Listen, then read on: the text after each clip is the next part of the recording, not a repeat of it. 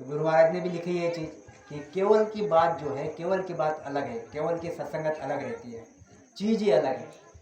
तो संसार में भक्ति सभी करते हैं,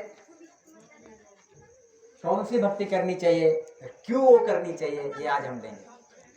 कौन सी भक्ति करनी चाहिए, क्यों करनी चाहिए। अभी सबसे श्रेष्ठ भक्ति कौन सी है? परम मोक्ष यानी क्या, परम मोक्ष मिलने के लिए करना क्या पड़ता, और परम मोक्ष कैसे जाया जाता। कल भी अगर वक्त मिला तो हम इसी पे और बढ़िया और एक चीज लेंगे। गुरु महाराज कहते हैं कि प्राणिया रे सतगुरु, आपको भी गाना है मेरे साथ, क्योंकि कुछ गद्य है कुछ पद्य है, जब पद्य रहा तब मेरे साथ गाना है। प्राणिया रे सतगुरु तारनहार, सतगुरु तारनहार, प्राणिया रे सतगुरु तारनहार, सतगुरु तारनहार। तारे गाते एक सतगुरु तारे गाय, भव सागर के माय पार उतारेगा।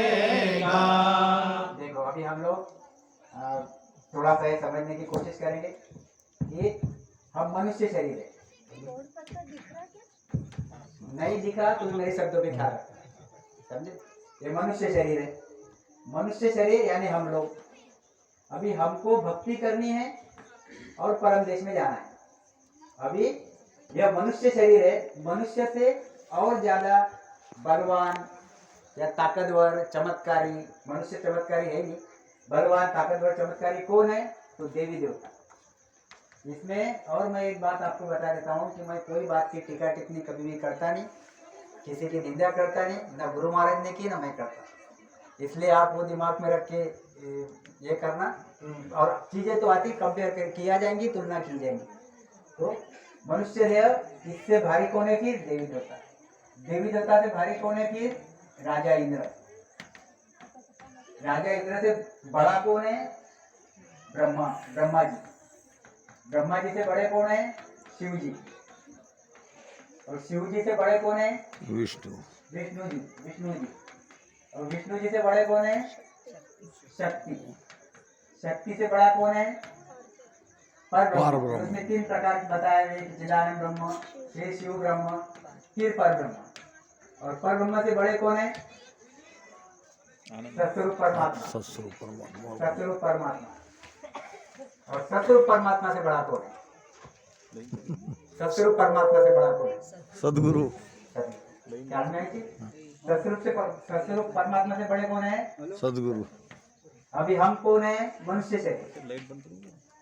गुरु महाराज ने लिखा हुआ है, बांधा शरण सबल की गैरे, बांधा शरण सबल की गैरे, निरबल शरण सकल जम तोड़े, निरबल शरण सकल जम तोड़े, कत पार ब्रह्म सुईरे, बांधा शरण सबल की गैरे। गुरु महाराज कहते हैं बांधा शरण सबल सबल की की गैरे। अगर तुझे शरण लेना है तो किसके लेना है शरण? तुझे सबल। सबल यानी कौन? सबसे ताकतवर है, उससे ताकतवर कोई भी दूसरा नहीं है। ऐसे भी शरण। बराबर। अब हमने जो पहले जो देखा उसमें मनुष्य शरीर को शरण तो लेनी है, फिर किसकी शरण लेनी? सबसे ताकतवर कौन है? बताओ, समझ में आई बात? सबसे ताकतवर कौन है? देखो, हम देवी देवताओं की शरण लोगे, नहीं जमेगा। इंद्र की शरण लोगे, नहीं जमेगी। इंद्र से ब्रह्मा बड़े, ब्रह्मा से शिव जी बड़े, परब्रह्म बड़े, और परब्रह्म से सतस्वरूप परमात्मा बड़े, सतस्वरूप परमात्मा से सद्गुरु बड़े। तो आपको शरण किसकी लेनी है? आपको शरण लेनी है मनुष्य शरीर को, सद्गुरु की शरण लेनी है। मतलब क्या करना है, देखो हमको यह मनुष्य शरीर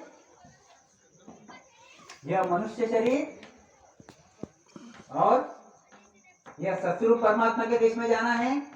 किसके माध्यम से? सद्गुरु के माध्यम से। ये चीजें हमको तीन ख्याल में रखनी है जो हम कर रहे हैं, इसलिए हम सबसे बढ़िया भक्ति कर रहे हैं, इसमें कोई डाउट शंका रखने की जरूरत नहीं है। अब ये सबसे बड़ा सद्गुरु सबसे बड़े क्यों है? क्या कहते हैं गुरु महाराज? देखो आगे क्या कहते हैं, ऐसो जबर अब मैं गाऊंगा हाँ चलो। क्योंकि मैं फास्ट लूंगा, अगर अपन गाते रहे तो फिर वो आधे ही नहीं होंगे मेरा, हाँ? और फिर जरूरत पड़ी तब मैं बोलूंगा। ऐसो जबर कालक साई तीन लोक चुन खावे में ब्रह्मा विष्णु महेश्वर शक्ति ब्रह्म काल बजावे। क्यों बोला गुरु महाराज ने कि शरण सबल की घेर है? और सबल कौन है? देखो हम परमत की बात किए, यहाँ पे मनुष्य शरीर से देवी देवता से इंद्र ब्रह्मा जी शिव जी शक्ति सिद्धानंद ब्रह्मा शिव ब्रह्मा परब्रह्मा, ये परमत की हमने बात की है, परमत की बात की है। गुरु महाराज कहते हैं ये परब्रह्म क्या है? काल है, ये काल है। ऐसो जबर काल कसाई तीन लोग चुनत हावे, ये एक एक कुछ चुन चुन के मारता है, उसमें किसी को छोड़ता नहीं। ध्यान में चीज, ब्रह्मा विष्णु महेश शक्ति सब सिर ताल बजावे, इनके सब पे वो ताल बजाता है ना, इनकी सबकी पलट लेता है, मतलब अपने अपने कर्मों के हिसाब से सबको भुगवाता है। फिर हाँ बाकी कौन सबल कौन है? तो सतस्वरूप परमात्मा। तो गुरु महाराज कहते हैं हे बांदा तू शरण सबल की घेर, तो सतस्वरूप परमात्मा की शरण ले, सतस्वरूप परमात्मा की शरण ले यानी सद्गुरु की शरण में जा। यह गुरु महाराज इसमें कहना चाहते हैं। आगे क्या कहते हैं देखो, और गुरु महाराज ने अलग अलग शाखे में चीज बताई भी है। ब्रह्मा को सुना पूर्ण विष्णु की चरण, हम ज्यादा अंदर नहीं जाएंगे उससे। ब्रह्मा को सुना पूर्ण विष्णु की चरणा जावे, शिव को खूनी होय विष्णु जुबान मिटावे। क्या कहते हैं? ब्रह्मा जी का जो खूनी रहता यानी ब्रह्मा की भक्ति कोई करता है, अगर गलती से उससे कोई छोड़ देता है, फिर कोई कारण से छोड़ देता है और शिव जी के शरण में जाता है, शब्द में ख्याल रखना, तो इसको दोष नहीं लगता, क्योंकि ब्रह्मा जी से शिव जी का पद बड़ा है, पद बड़ा है। अगर कोई शिव जी की भक्ति छोड़ देता और विष्णु के शरण में जाता तो दोष नहीं लगता, क्योंकि विष्णु का पद बड़ा है।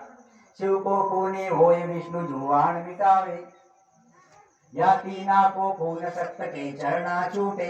और इस तीनों के खून अगर कोई कर देता है, खून करता है ना, क्या इनकी भक्ति नहीं करता या फिर अवमानना करता, जो भी कुछ, समझे, इन तीनों का भी अगर कोई खून कर देता है और शक्ति के शरण में चले जाता है, शक्ति के शरण में चले जाता, तो गुरु महाराज कहते हैं यह आदमी को दोष नहीं लगता, दोष नहीं लगता। सत्य के चरणा छूटे, सत्य खून सिर होए ब्रह्म बिना परत न टूटे।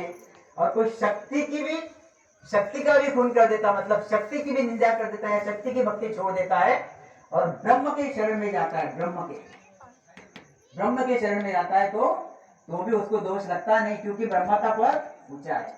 गुरु महाराज क्या कहते हैं देखो आगे, तो रामदास सत स्वरूप को जो को नी जग माय।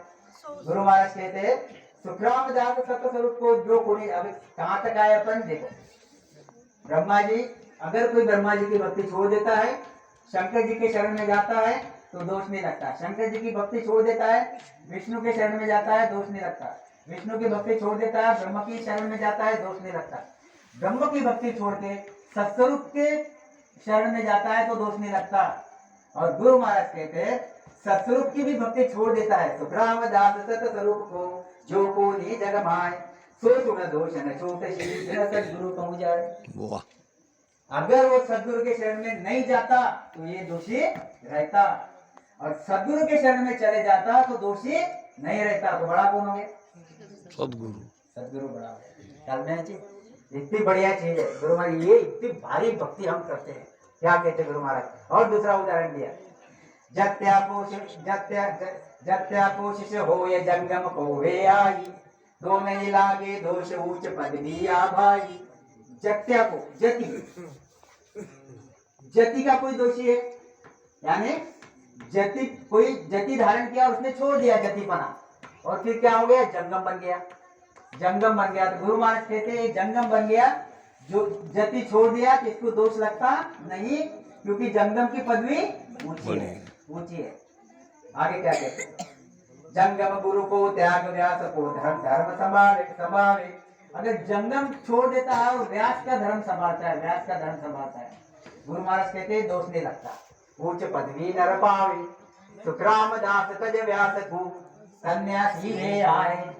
गुरु महाराज कहते हैं व्यास का धर्म छोड़ दिया और सन्यासी बन गया। मेरे शब्द में ख्याल रखना, तापो दोष न लाग सी सुन ज्ञानी कहूं तो दोष लगता नहीं, क्योंकि सन्यासी का पद ऊंचा है। क्या कहते, सन्यास कर्म को छोड़ रे हुए विष्णु आन, तो नहीं लागे कर्म रे वो पद ऊंचो जान।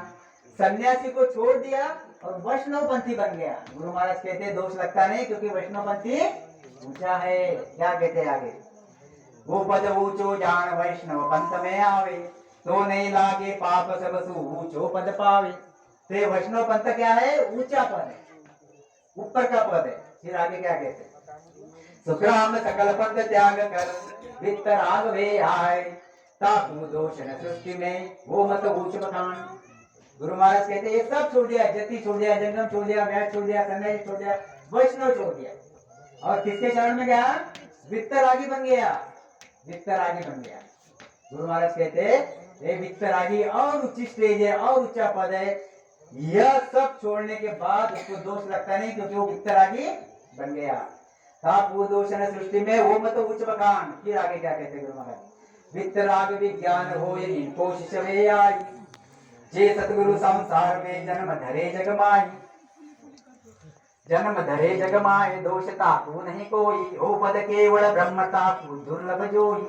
गुरु महाराज क्या कहते, सुखराम दास ये गुरु किया, अब गुरु नहीं जग माए। क्या कहते, जबरा ना, वित्तराग विज्ञान होए इनको शिष्य वे आए। गुरु महाराज क्या कहना चाहते हैं यहाँ पे, कि यह जति भी जति से जंगम, जंगम छोड़ दिया, जंगम से फिर समझो आप सन्यासी धर्म छोड़ दिया, सन्यासी धर्म से वापस वैष्णव धर्म छोड़ दिया, वैष्णव से वित्तरागी बन गया, तो ये छोड़ दिए तो दोष लगता नहीं। और वित्तरागी बनने के बाद, वित्तरागी बनने के बाद अगर सद्गुरु के शरण में चले गया तो वित्तरागी छोड़ दिया, उसका दोष लगता नहीं। क्यों लगता नहीं, क्योंकि सद्गुरु का पद सबसे ऊंचा है। क्या कहते, जे सद्गुरु संसार में जन्म धरे जग माए, जन्म धरे जग माए दोष ताकू नहीं कोई, वो पद केवल ब्रह्म। ये सद्गुरु कौन सा पद है, कौन सा पद है, केवल ब्रह्म का पद है, केवल ब्रह्म ताकू दुर्लभ जोई। गुरु महाराज कहते इन सबको ये कैवल्य ब्रह्म बहुत दुर्लभ है, ये कैवल्य ब्रह्म इनको मिलता नहीं, इतना भारी ये कैवल्य ब्रह्म है। गुरु महाराज कहते इसलिए ताकू दुर्लभ जोई। सुखराम दास ये गुरु किया, अब गुरु नहीं जग माए। क्या कहते गुरु महाराज, अब ये गुरु कर दिया, कौन सा, कैवल्य ब्रह्मी सदगुरु कर दिया, आनंद ब्रह्मी सदगुरु कर दिया, मैंने धारण कर लिया आनंद ब्रह्मी सदगुरु। अभी इसके ऊपर कोई भी गुरु नहीं है। आज हम कौन सी चीज कर रहे हैं, बिल्कुल टॉप मोस्ट चीज कर रहे हैं। संसार में बहुत दुनिया भर की भक्तियां है, और हम जो भक्ति कर रहे हैं इससे कोई भी बड़ी भक्ति संसार में नहीं है। इसलिए हम दावे के साथ कहते हैं कि हम जो भक्ति करते हैं इससे कोई भी दुनिया में दूसरी भक्ति बड़ी नहीं है। इसलिए संसार के लोगों को कहते हैं कि करो ये भक्ति करो, बहुत बढ़िया भक्ति है, बहुत भारी भक्ति है। क्या कहते हैं आगे, वो